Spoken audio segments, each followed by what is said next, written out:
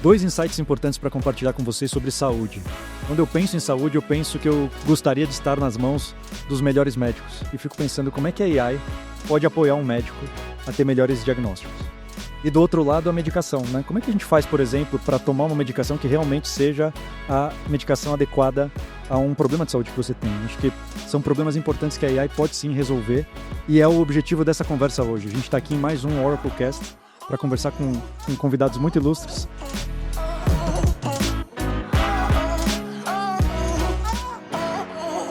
Mas antes de falar dos convidados, quero dar as boas-vindas para a Emily, que está aqui fazendo as vezes da Marcele hoje. A Marcele está numa outra sessão, então a Emily, jornalista de plantão, está aqui com a gente para complementar essa bancada. Muito feliz que você está aqui. Bom, eu sou a Emily Canto Nunes, sou líder de conteúdo da Oracle, estou em um prazer aqui de receber vocês. E queria dar as boas-vindas para os nossos dois convidados, né? Paulo Pérez, da Biofy, uma startup incrível que trabalha com saúde, biotecnologia, AI. Vai se apresentar um pouco para a gente. Paulo, bem-vindo. Muito obrigado, é um prazer estar com vocês aqui hoje. A Biofy, ela nasceu como uma software house de AI. A gente, né, o nosso âmago sempre foi AI. Eu mesmo, Paulo, trabalho com AI desde 94. Os cabelos brancos são de AI, inclusive. Mas, com o passar do tempo, a gente foi se especializando em algumas verticais. Uma das verticais que a gente focou e assim focou até por um propósito de vida foi justamente na parte de saúde, tá? Onde a gente, em poucas palavras, a gente criou uma solução usando AI que a gente consegue fazer sequenciamento genético de uma amostra de uma pessoa, identificar qual doença ela tem, qual bactéria ela tem, olhar o DNA dessa bactéria para reconhecer resistência, quais antibióticos ela tem e com base nisso prescrever qual que é o melhor medicamento para ser utilizado num tratamento. E o mais impressionante, o processo convencional de fazer isso via laboratório, via coleta de amostra, cultura, né, das bactérias, leva 5 dias. A gente faz o mesmo processo até mais eficiente em 4 horas. Segura aí que nós vamos falar um pouco mais sobre isso. Perfeito. Queria dar as boas-vindas também ao Marcelo Mearim, da Sofia, também uma startup incrível que trabalha com eficiência, né? Então traz aí a AI para ajudar os médicos no atendimento, entregar um atendimento ainda de mais qualidade para os pacientes. Marcelo, bem-vindo. Queria que você se apresentasse também, né? O Paulo já falou que ele trabalha com AI desde 94. Quem é você? Boa, primeiro obrigado pelo convite, um prazer estar aqui junto com vocês.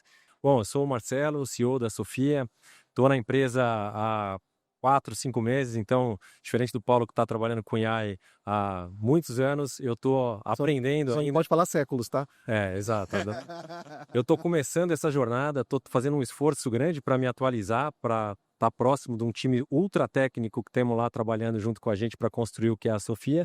E a Sofia é uma solução de IA para a saúde, especializada em melhorar fluxos de trabalho e é capaz de raciocinar para ajudar a tomar decisões clínicas.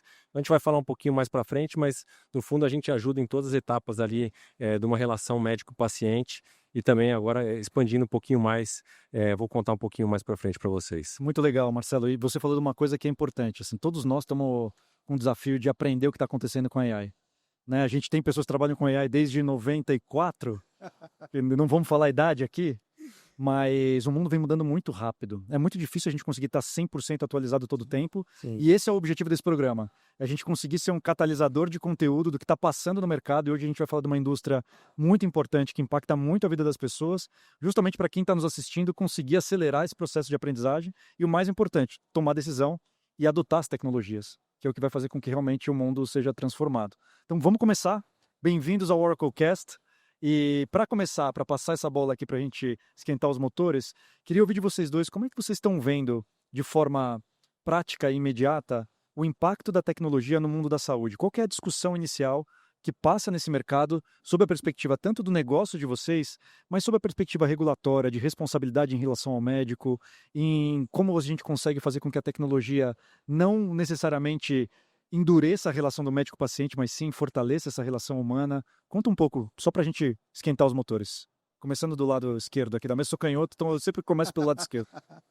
Bom, aqui a gente tem 2 cases bem significativos do que está acontecendo hoje em AI, né? Desde uma parte focada no diagnóstico, focada em você ter resultados mais precisos e num tempo hábil, que é o que a gente trabalha, tanto quanto, né, o Marcelo vai falar bem mais, a parte de você acompanhar o diagnóstico, estar junto com o médico, auxiliar nos procedimentos, etc. Mas só isso é a ponta do iceberg. Por exemplo, o nosso objetivo enquanto empresa e essa parte do diagnóstico e do mapeamento do DNA das bactérias é para construir um grande banco de dados, de sequências de DNA, porque aí vem o próximo passo. Aí você me pergunta, qual que é o próximo passo? É criar novos medicamentos. Hoje, a AI, ela é utilizada inclusive para isso. Para, em vez de você ficar fazendo tentativa e erro, tentar achar um medicamento na natureza sem querer, né? Se vocês não sabem, o Ozempic veio da saliva de um lagarto, sem querer descobriram que isso servia para primeiro tratar a parte de diabetes, depois descobriram que era para emagrecer, mas veio da saliva de um lagarto. Hoje é o contrário, eu não preciso mais esbarrar na natureza em alguma coisa. Eu posso projetar no computador uma nova droga, um novo medicamento, usar a AI para simular, para ver se aquele medicamento funciona ou não funciona, se tem efeitos colaterais ou não, e só depois eu partir para testes em seres humanos. Tá? Então, por que eu estou te contando isso? Nosso objetivo é ir nessa direção, é construir um banco de dados para o ano que vem, ou daqui a uns 2 anos, eu estar falando com você de novos antibióticos que nós descobrimos graças a eles. Nós vamos voltar nisso. Vamos voltar. Tua visão sobre isso? Boa, acho que a AI na saúde, acho que todas as pesquisas, todos falam que a AI vai mudar tudo, mas na saúde isso é potencializado, né? A gente vê muito isso em pesquisas do Gartner, vejo o mundo dos investimentos recebendo aportes milionários aqui em empresas de AI para a saúde, e acho que na prática, o que eu estou vendo assim mais concreto é diagnósticos antecipados com a ajuda de AI, né? Desde empresas que usam para diagnóstico de imagem, genômica, como o Paulo mencionou aqui, no dia a dia, ajudando a documentação de uma consulta, como a Sofia faz e outras empresas mundo afora estão trabalhando. Na decisão clínica, ajudando a suporte, né, baseado no que foi falado entre médico e paciente, empresas como a Sofia podem sugerir, por exemplo, protocolos a serem seguidos, medicamentos a serem tomados, tudo isso numa forma ainda sugestiva para que quem tome essa decisão ainda é o médico. O médico ainda é o protagonista dessa relação médico-paciente. Então, acho que a maioria das soluções que eu vejo ainda estão nessa posição de colocar o médico como protagonista e melhorar a relação médico-paciente. Mesmo que muita gente tenha esse viés contra, né, a inteligência artificial, as soluções que eu vejo que hoje estão mais dando resultados são aquelas que acabam melhorando essa relação médico-paciente, e o médico que tem às vezes alguma restrição, né? Pô, eu estudei X anos para saber aqui qual o protocolo adequado a fazer, qual a medicação, está começando a enxergar que não, que realmente aquilo pode potencializar o seu cuidado. Então, eu vejo esses diferentes, óbvio que tem toda a parte muito mais científica e que vai disruptar vários mercados, né? Desenvolvimento de medicamentos, coisas que estão num grau de ciência mais avançado, mas a gente tem coisas muito simples sendo colocadas em práticas que já estão dando resultado. Eu queria que você comentasse um pouco mais, né? Porque a Sofia, ela usa inteligência artificial aplicada à voz para ajudar o médico no atendimento, né? E o Gabi justo comentou que a gente ajuda a ter uma relação até de mais qualidade, né? Do médico e paciente. Como que é que funciona na prática a Sofia? Como que ela ajuda os profissionais de saúde? Eu sei que já tem, assim, uns números incríveis de melhoria no atendimento, né? De menos carga de trabalho. Eu queria que você contasse um pouco mais. Legal. Bom, vou contar um pouquinho assim. A Sofia, de uma maneira bem prática, ela é uma grande inteligência artificial especializada na saúde. E a gente vai colocando camadas de segurança para que as respostas, para tudo que ela sugira, seja mais assertivo.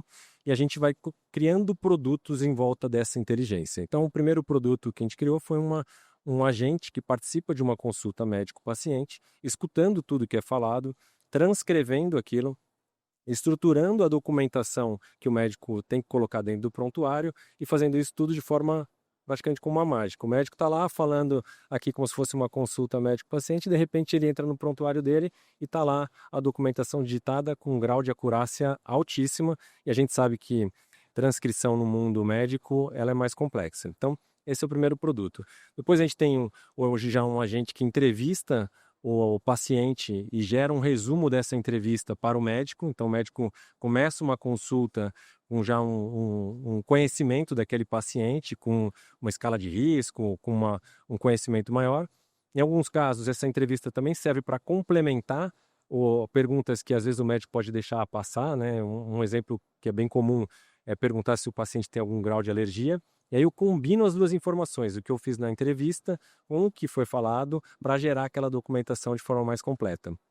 E por fim, acho que a gente está entrando numa nova fase da Sofia, que é a gente conseguir raciocinar durante a consulta e sugerir protocolos.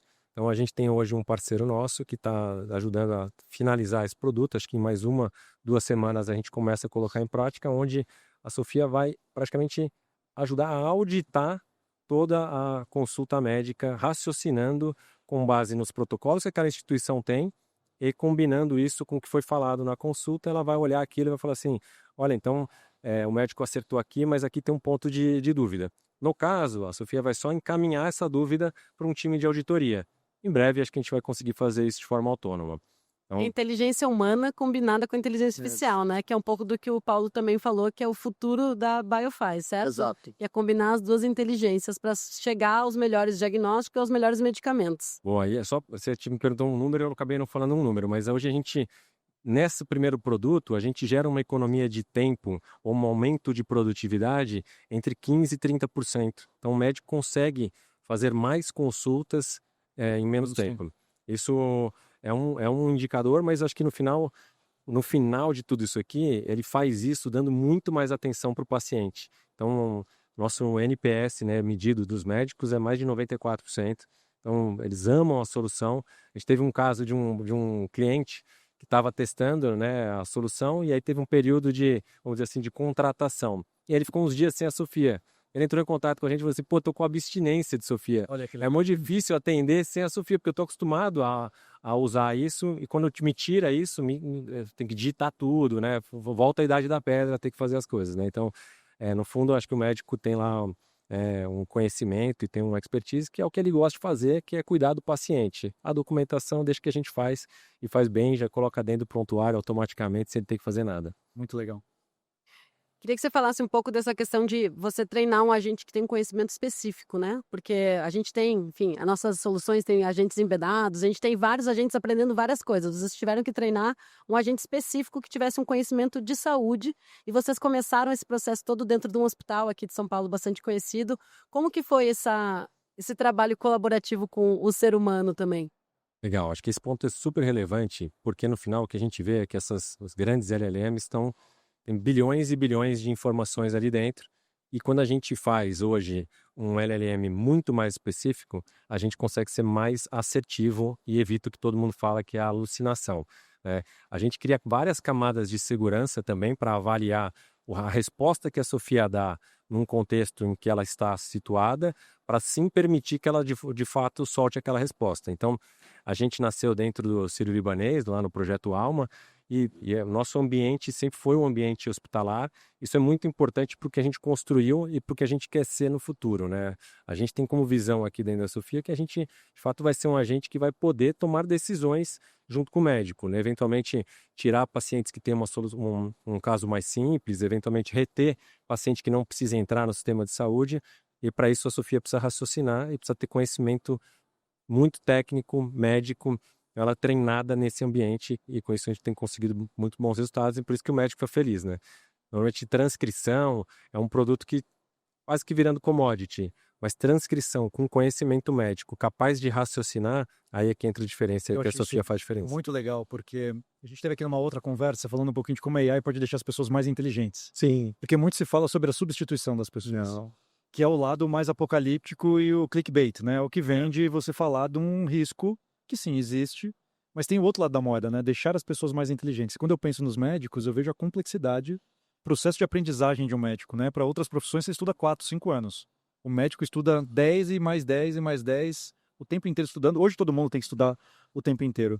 Mas eu vejo que tem um potencial do médico ser exponencializado, no sentido de um médico sozinho Sim. pode memorizar 100 mil casos. Eu não tenho ideia de quantos casos um médico sozinho memoriza. Aí, Mas com AI é infinito. Hoje são 2 milhões de publicações todos os anos, publicações médicas. Como é que um médico consegue estar atualizado com isso? É impossível. Legal. Então, aqui no final, quando a gente coloca esse conhecimento dentro da Sofia, é muito provável que quando surge um caso que é específico, que ele talvez não tenha visto na faculdade porque não teve tempo de se atualizar, a Sofia seja mais capaz de achar isso mais rápido. E isso que a gente faz, a gente mantém hoje uma LLM muito especializada na saúde, que tem todo esse conhecimento lá dentro e que a gente mantém ele muito atualizado, né? Muito Então, legal. isso ajuda a potencializar o ser humano a fazer um tratamento melhor, né? Muito legal. Muito legal. Eu fico pensando como é que é isso lá na ponta. Mas fazendo agora a ponte para o Paulo.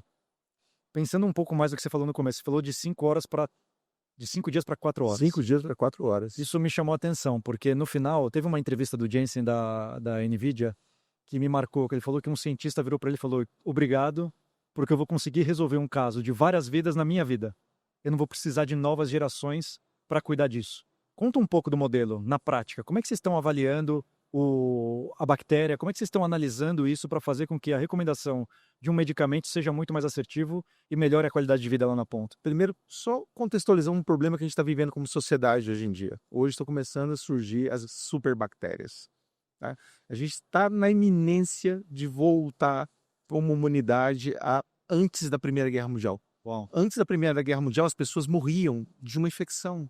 Às vezes, o que mais você vê filme antigo, as pessoas sendo amputadas, não era porque teve um acidente e precisou amputar, é porque começou a ter uma infecção e eles amputavam para evitar o risco da bactéria se propagar pelo corpo da pessoa.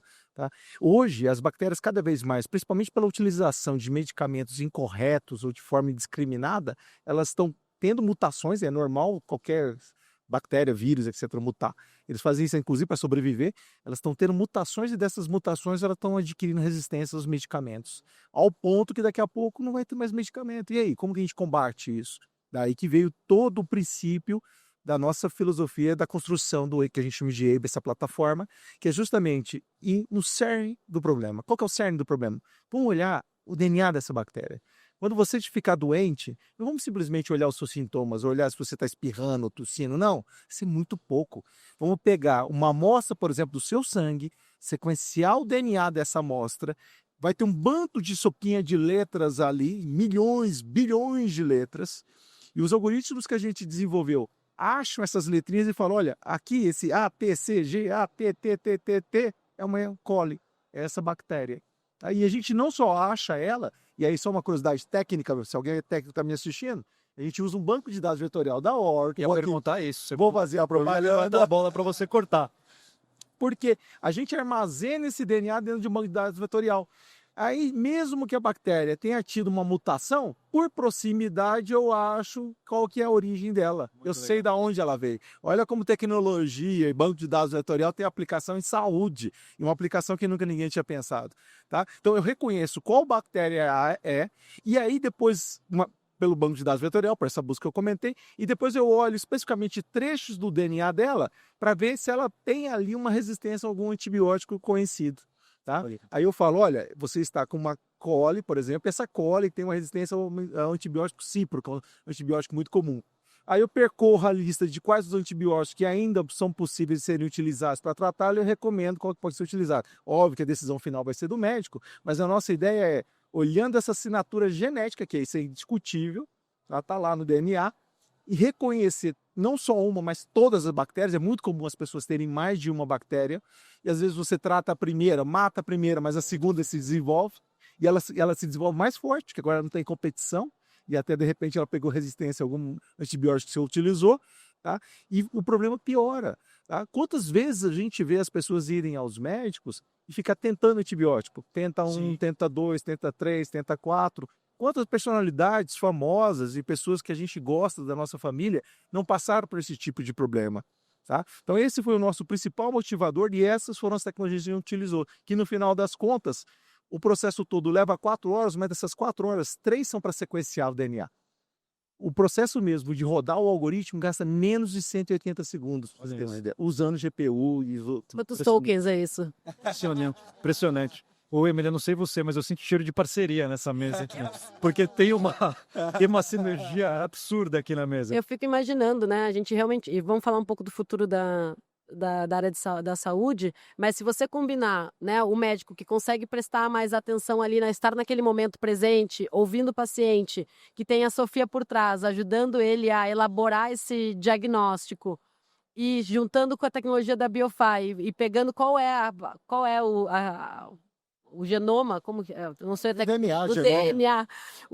DNA daquele paciente para entender se ele pode, se é melhor ir para aquele antibiótico por aquele outro, pronto.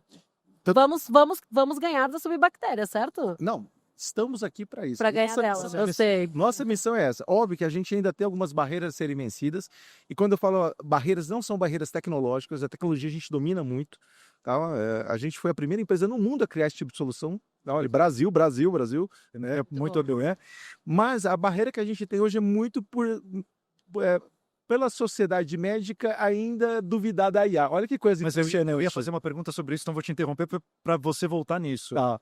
Quais são os desafios? Porque vocês dois têm soluções que já estão funcionando. Sim, acho que Sim. isso é o mais legal. Porque muitas vezes a gente discute a AI de forma conceitual e achando que é o ChatGPT. Não para no ChatGPT, é muito além disso.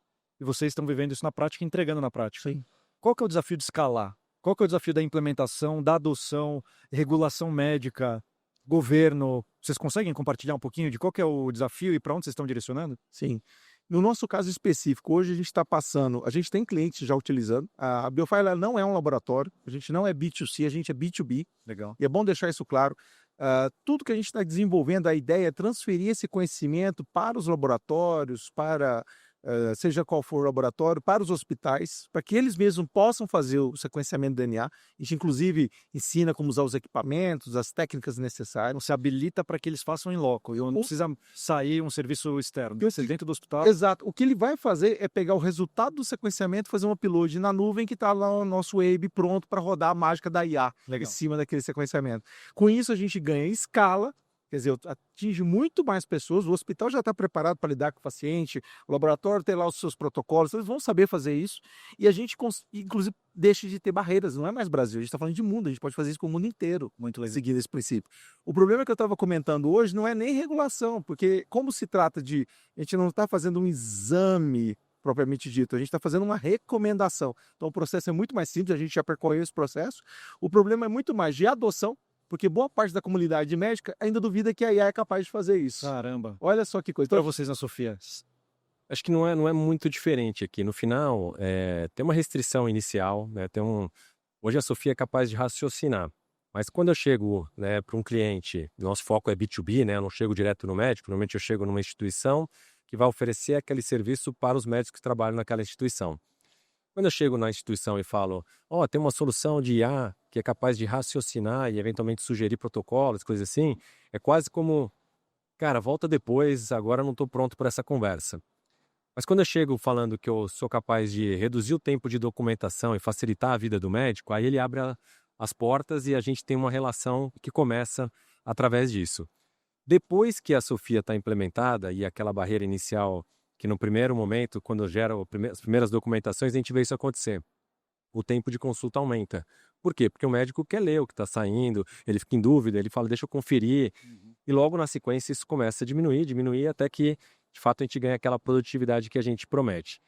Mas aí que entra um pouquinho do momento de mercado que a gente está hoje versus, por exemplo, o mercado dos Estados Unidos, né? O nosso fundador, o Igor, mora lá e está lá, vivendo esse momento de ciência muito próximo em Stanford, participando de congressos e tudo mais. A gente vê que, por exemplo, nos Estados Unidos, o discurso lá, se eu falar que eu sou só que vai facilitar a documentação, ele fala, isso aqui já tem vários que fazem. Eu quero saber se você é capaz de raciocinar. E aí que entra o diferencial. Então, acho que aqui a gente está num momento de adoção da tecnologia ainda inicial. São poucos os players que a gente vê que tem a solução que a Sofia tá oferecendo. A adoção, na minha visão, vai massificar 100% das consultas médicas vão ter um agente de IA, seja para documentar, seja para ajudar a prescrever, seja para ajudar em protocolos. Você estava falando de medicamento, né? A gente está com um cliente hoje que pediu para a gente, a partir do momento que um paciente menciona uma alergia, que eu confira que aquele medicamento que está sendo prescrito não tem no seu composto, eventualmente, aquele que foi mencionado na alergia. E a gente é capaz de fazer isso. Então, agora estamos desenhando essa solução para que isso vire de forma automática. Então, acho que a porta de entrada pela transcrição, mas o mundo que vai vir pela frente é gigantesco, muita coisa vai acontecer. Mas a gente falou um pouco isso, né, nos outros episódios, eu estava escutando o Gabriel e Marcelo falando, que a gente está nesse desafio realmente das pessoas não temerem e começarem a adotar, entenderem que veio para nos ajudar, né, é a combinação das duas inteligências. Então eu acho que todas as áreas, todos os setores estão vivendo esse mesmo momento de algumas pessoas mais otimistas, né, e já começando a adotar, outras um pouco mais receosas, mas eu acho que é isso que você trouxe, já estamos pensando até em alguns mercados em um outro momento da tecnologia, né? Então, eu acho que isso é super interessante. E eu acho que no Brasil não tem como a gente não falar, e eu vi uma entrevista do Igor recentemente também, que ele falava sobre o potencial disso para o serviço público, inclusive, né? Sim. Porque vocês atuam já na esfera privada, mas no Brasil, né, onde o serviço público de saúde é super importante, em outros países, né? Você estava falando já de expandir escala global, isso tem um potencial ainda maior de revolucionar, né, o tratamento, o cuidado das pessoas, né? Exato. Acho que aqui no final, assim, a solução ela pode massificar um acesso que hoje não é massificado, né? A gente sabe que telemedicina já habilitou muita coisa, a partir do momento que você consegue atender uma pessoa que está distante por um médico do Einstein aqui em São Paulo, falando para alguém que está lá na Amazônia, por exemplo. Mas o que a gente vê é que talvez o uso de agentes de IA para, de repente, fazer uma entrevista inicial, se aquele quase que uma atenção primária. Isso, obviamente, demanda regulação e acho que é um tema super relevante, mas vai liberar um acesso num nível, assim, muito mais fácil. Você poder ali, com poucas interações, conversar com alguém com conhecimento técnico relevante, que vai depois falar, não, ó, você tem que caminhar imediatamente para o hospital, não, você tem que falar com o especialista, não, você pode ir para casa porque o seu caso é bem simples, volta, se continuar isso que você está sentindo, volta amanhã. Então, a gente vai caminhar para isso. Tem regulação, aí nesse caso, quando a inteligência artificial tem que tomar uma decisão médica, é necessário regulação, aprovação de Anvisa e tudo mais, mas vai caminhar para isso, é só uma questão de quando vai acontecer. Você me permite fazer um comentário? Claro. Hoje, o número de pessoas que morrem por infecção, seja infecção hospitalar, seja porque uma superbactéria, etc., é de milhões de pessoas. Milhões de pessoas. Tá? E a maior parte dessas pessoas estão onde? No sistema público. Tá? E uma solução como a nossa, pra você ter uma ideia dela, o preço dela não é exorbitante, por mais que use toda uma tecnologia avançada, etc. Tá? Ela é extremamente economicamente viável. Mais do que ser viável, mais do que ser barata, do que uma internação hospitalar, do que a pessoa ficar lá sofrendo quantos dias ou semanas. Em primeiro lugar, quantas vidas não podem ser salvas?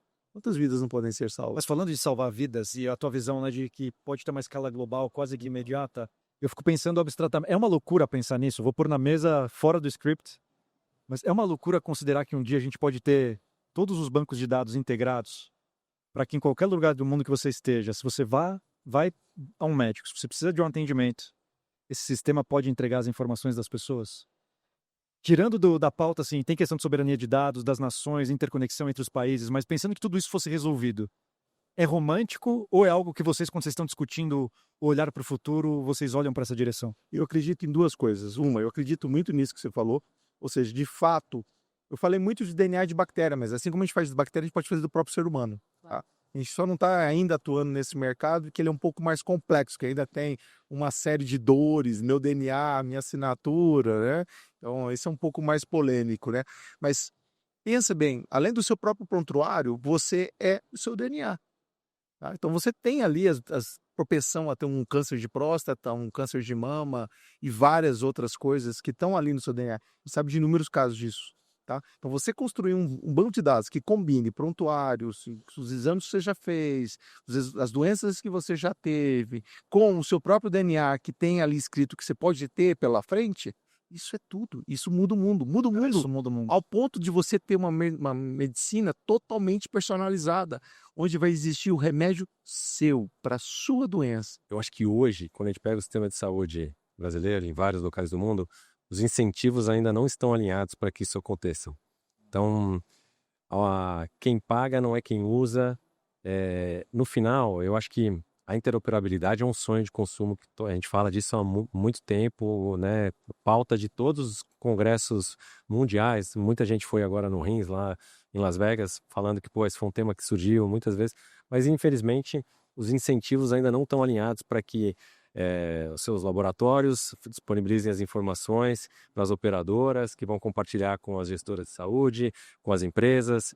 Isso acho que ainda tem muita coisa para passar para que a gente tenha a visão mais integrada do ponto de vista de incentivo financeiro, para que depois chegue o incentivo ao paciente. E no final é quem é o dono da informação, mas que infelizmente nem sempre tem o controle sobre ela ou tem noção do poder que ela tem para viabilizar cuidado ou todo o restante, né? Aproveitando, vou lançar um desafio aqui. Existe o Open Banking. Por que a gente não criou Open Health?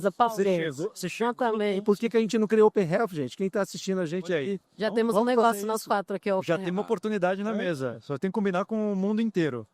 Mas a gente chega lá. Você paga com quem usa. É isso aí. Mas eu acho que você tocou numa palavra que é super chave, né? Além do Open Health, que nós vamos trabalhar aqui em conjunto, que é a integração, né? Porque no final do dia, a pessoa física, a gente como paciente, a gente é uma combinação de todos os exames que já fizemos, diagnósticos que já tivemos, informações do que já aconteceu com a gente, né? Com o que a gente já tomou de medicamentos, o que a gente pode tomar, o que a gente não pode tomar. Então, eu acho que esse olhar de integração para a medicina, para a saúde, ele é super importante. Entendo que é um desafio, mas acho que é disso que o Gabi está falando do sonho, tem né? tem que ser o caminho, né? Exato. Tem que ser o caminho. E aí, nesse sentido, o que vocês veem como futuro, né?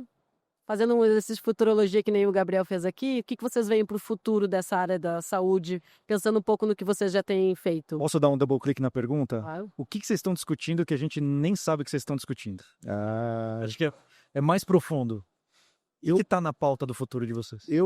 Primeiro assim, AI sem sombra de dúvida. Quer dizer, tudo que a gente está fazendo, que a gente está construindo, o caminho que a gente está vislumbrando de futuro, passa por AI. Seja como eu comentei, da parte de medicamentos que você vai... Isso vai acontecer muito rápido. Escrevam o que eu estou falando. Não precisa... Tá gravado. Tá gravado, hein, gente? Tem testemunha. Tem testemunha, várias. A parte de medicamentos personalizados em função não só do seu DNA, como das doenças que você tem, tá, de um câncer que você venha a ter, isso já começa a acontecer e isso vai ser realidade no máximo em 5 anos. Tá? Óbvio que ainda vai ser no início caro, não vai ser disponível para toda a sociedade, mas isso vai acontecer. Tá? Isso hoje está muito próximo de ser uma realidade. Muito legal. Tá? A parte de pesquisa de novos medicamentos, usando o que a gente chama de in silico, que é fazer testes usando uma AI no computador em vez de fazer em ser humano ou cobaia no meio ambiente, já avançou muito. Isso hoje tem várias plataformas de NVIDIA em OCR, óbvio, para poder fazer isso, que hoje o tempo de pesquisa de um medicamento novo que levava 10 anos está caindo para 5, talvez 3 anos. Tá? Ainda vai existir o tempo de testar em termos de um ambiente, né, nas pessoas, mas a pesquisa em si está reduzindo significativamente.